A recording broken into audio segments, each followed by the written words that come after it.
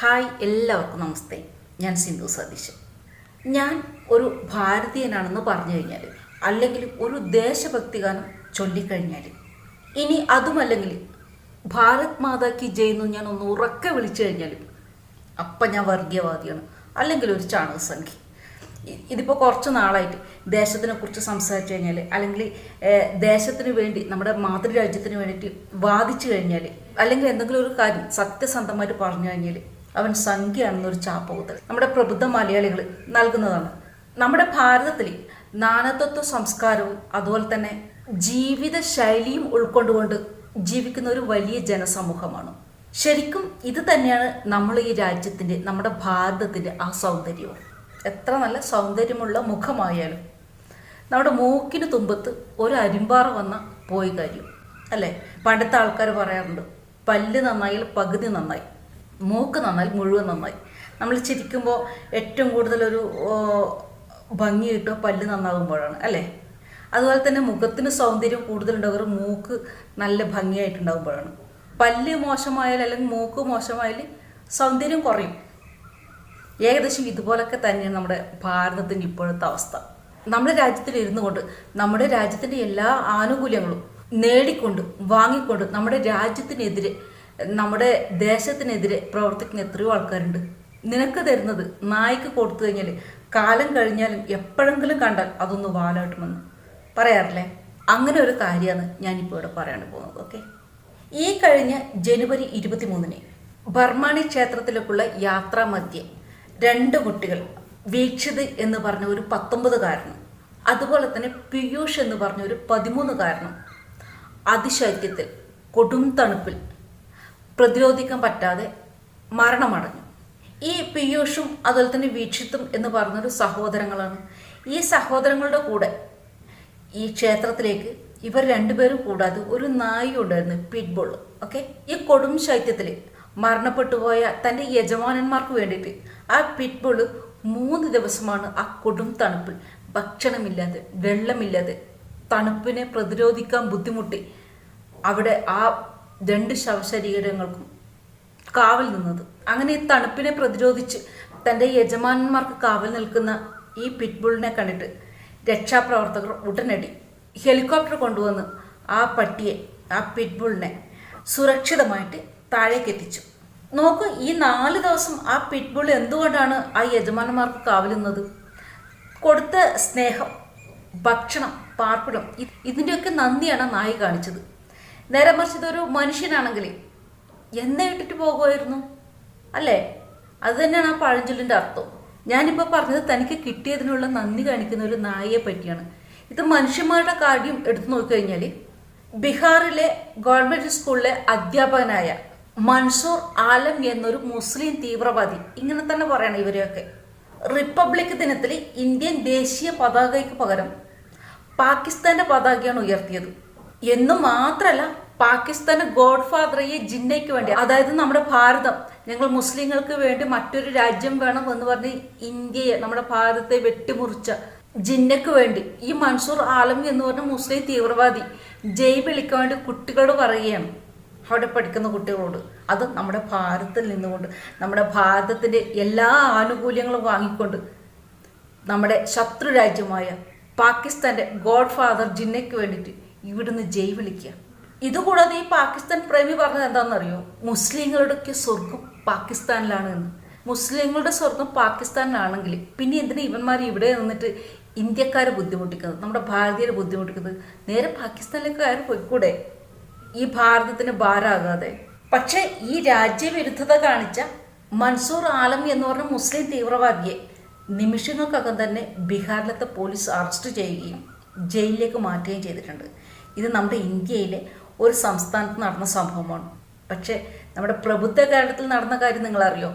നമ്മുടെ കേരളം മതേതരത്വത്തിൻ്റെ ഈറ്റില്ലമാണ്. ശരിക്കും ഇത് ശരിയാണോ എന്ന് ചോദിച്ചു കഴിഞ്ഞാൽ ശരിയാണോ? നമ്മുടെ കേരളത്തിൽ മതേതരത്വം ഉണ്ടോ? ഒരു മതത്തിന് വേണ്ടി എന്നും മറ്റുള്ള ആൾക്കാർ ഇരവാദം പറയുന്നത് ഞാനൊക്കെ കേട്ടിട്ടുള്ളൂ. അല്ലാതെ മതേതരത്വം എന്നൊരു സത്യം നമ്മുടെ കേരളത്തിലില്ല. നിങ്ങളിനി എത്ര മതേതരത്വത്തിൻ്റെ പേര് പറഞ്ഞാലും ശരി. ഞങ്ങളാണ് മതേതരത്തിൻ്റെ അപ്പോസ്തലന്മാർ എന്ന് പറയുന്ന രാഹുൽ ഗാന്ധി, പ്രിയങ്ക ഗാന്ധി, വി ഡി സതീശൻ, കോൺഗ്രസ്, ഇവരുടെയൊക്കെ ഒരു കൂട്ടുകക്ഷി രാഷ്ട്രീയ പാർട്ടിയായ മുസ്ലിം ലീഗിന്റെ വിദ്യാർത്ഥി സംഘടനയാണ് MSF അല്ലെ.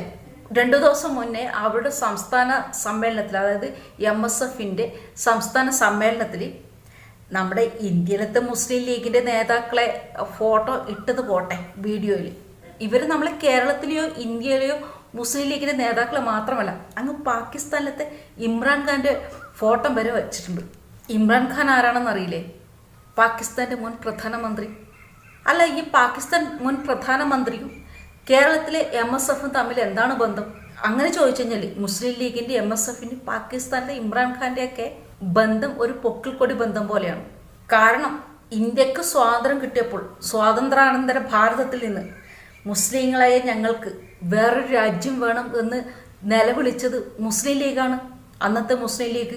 അങ്ങനെയുള്ള, അതായത് ഈ ഇന്ത്യയിൽ നിന്ന് പാകിസ്ഥാൻ എന്ന മുസ്ലിം രാജ്യം ഉണ്ടാക്കിയ മുസ്ലിം ലീഗിന്റെ നേതാക്കളുടെ ഫോട്ടോസുകൾ, വീഡിയോസുകൾ MSF മുസ്ലിം ലീഗ് ഇട്ടില്ലെങ്കിലാണ് നമ്മൾ അതിശയിക്കേണ്ടത്, അത്ഭുതപ്പെടേണ്ടത്.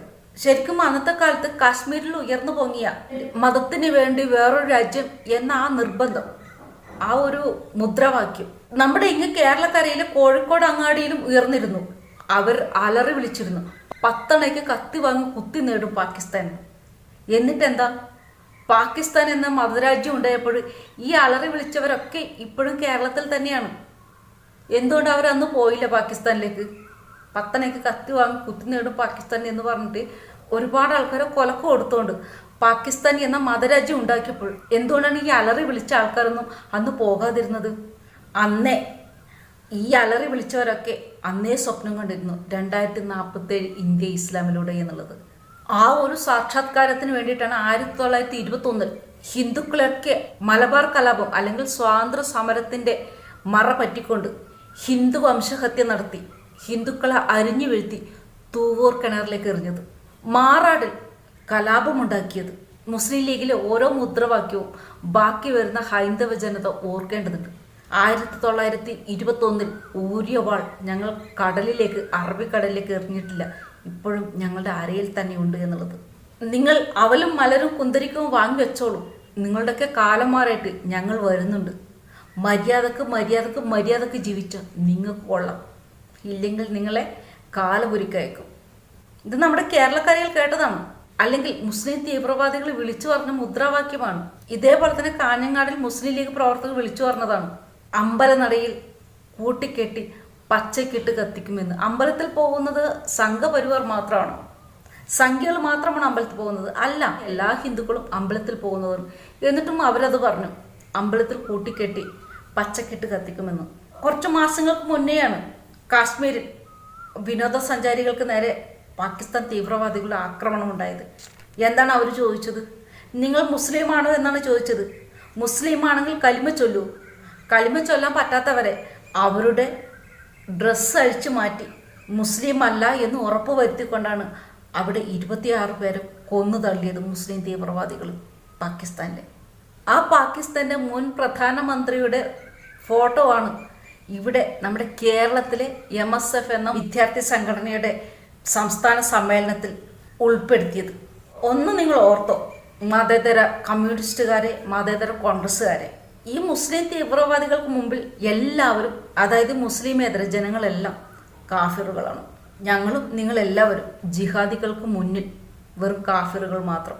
ഒരവസരം വന്നു കഴിഞ്ഞാൽ 1921 ഊര്യവാൾ അവർ പുറത്തെടുക്കും. 10 അണയ്ക്ക് കത്തി വാങ്ങി ഇന്ത്യയും ഇസ്ലാം രാഷ്ട്രമാക്കാൻ ആരംഭിക്കും.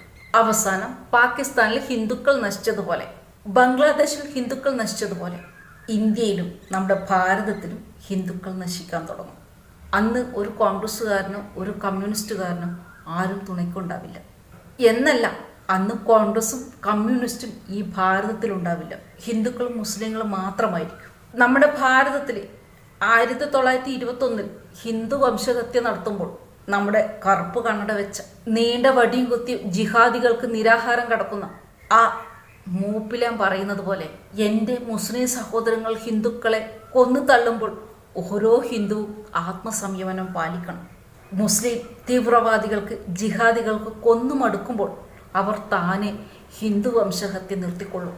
ഹാവും നമ്മുടെ ബാബു നെഹ്റു തന്ന മതേതരത്വം എന്ത് നല്ല രസമാണല്ലേ, നല്ല ഒരു മതേതര ആശയം.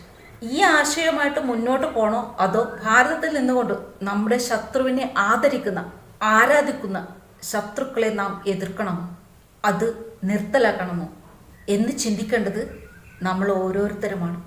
ഇതിനിടയിൽ ബീഹാറിൽ ജിന്നയ്ക്ക് വേണ്ടി ജയ് വിളിച്ച പാകിസ്ഥാൻ പതാക ഉയർത്തിയ ആ അധ്യാപകനെ, ആ മുസ്ലിം ജിഹാദിയായിട്ടുള്ള അധ്യാപകനെ ബീഹാർ പോലീസ് അറസ്റ്റ് ചെയ്തു. നമ്മുടെ കേരളത്തിൽ ഇമ്രാൻഖാൻ്റെ ഫോട്ടോ ഇട്ട MSF ആരെയെങ്കിലും അറസ്റ്റ് ചെയ്തോ? എവിടെ അല്ലേ? അങ്ങനെ ചെയ്യാൻ വേണ്ടി, അങ്ങനെ അറസ്റ്റ് ചെയ്യാൻ വേണ്ടി തൻ്റെ ഇടം വേണം, ധൈര്യം വേണം. വോട്ടിന് വേണ്ടി എന്ത് വിട്ടുവീഴ്ചയും ചെയ്യുന്ന ഒരു സർക്കാരാണ് എങ്കിൽ, രാഷ്ട്രീയ പാർട്ടികളാണെങ്കിൽ ഇനിയും ഇതുപോലെയൊക്കെ തന്നെ സംഭവിക്കും. ഭാരതത്തിൽ നിൽക്കുമ്പോൾ ഭാരതത്തിൻ്റെ ഭരണഘടനയനുസരിച്ച് ജീവിക്കാൻ ഇവരെയൊക്കെ പഠിപ്പിക്കുക. അതിന് നട്ടലുള്ള ഒരു സർക്കാരിനെയാണ് ആവശ്യം. 2047 ഇന്ത്യ ഇസ്ലാമിലൂടെ ഒരു മതരാഷ്ട്രമായില്ലെങ്കിൽ നമ്മുടെ ഭാരതം എന്നും ഒരു മതേതര രാഷ്ട്രമായിരിക്കും. ഇല്ലെങ്കിൽ ഭാരതം ഒരു മതേതര രാജ്യത്തിൻ്റെ വെറും സ്മാരകമായി തീരും. മറ്റൊരു നല്ലൊരു വീഡിയോ ഇട്ടിട്ടും വരുന്നതിൽ എല്ലാവർക്കും ജയ് ഹിന്ദ്.